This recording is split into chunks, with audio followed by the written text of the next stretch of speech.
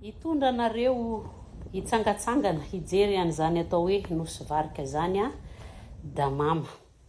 Io fa niainga avy eto Antananarivo izahay, hiazo any Mananjary a izay tanàna iampitana makany amin'izany nosy varika izany, izay anaovana ny festival Saka Leona.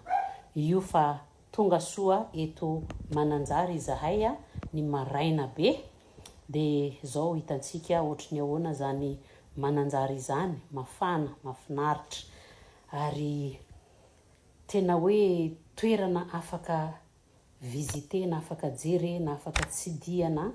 Io fa misakafo maraina izahay.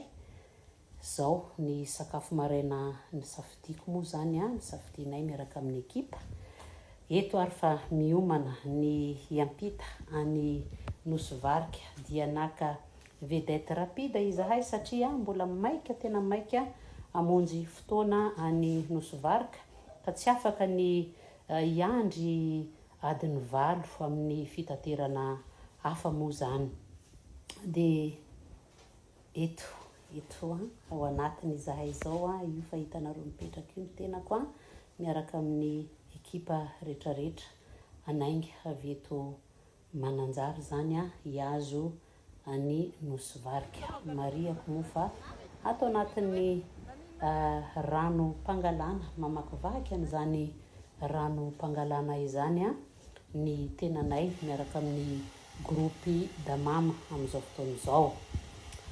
Ohatran'izao ny ato anatin'ny rano ato, ny paysage mafinaritra, natiora mafinaritra, ny rivotra, ny masoandro tena mafinaritra tokoa. Io fa lasa ao anatin'ny rivodrivotra de nijanona nanampy solika moa zany a ny vedette izay nandehananay.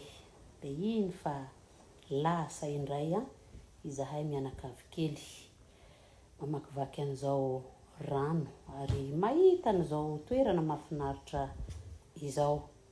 Natao tao anatin'ny adiny 2 sasany ny dia, de izao izahay a tonga Soamantsara eto nosy varika izao.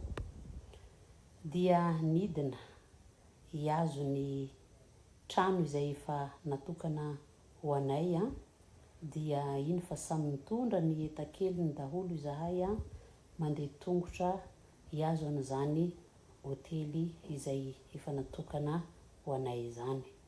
Tonga Soamantsara ato amin'ny hotely Volazara izahay amin'izao fotoana izao. Jerevinareo ny chambre misy anahako mafinaritra, ary ny arivariva niara-ny sakafo amin'reto ekipa sy namana avy any. De ho hitanareo ny toyany izany dia izany.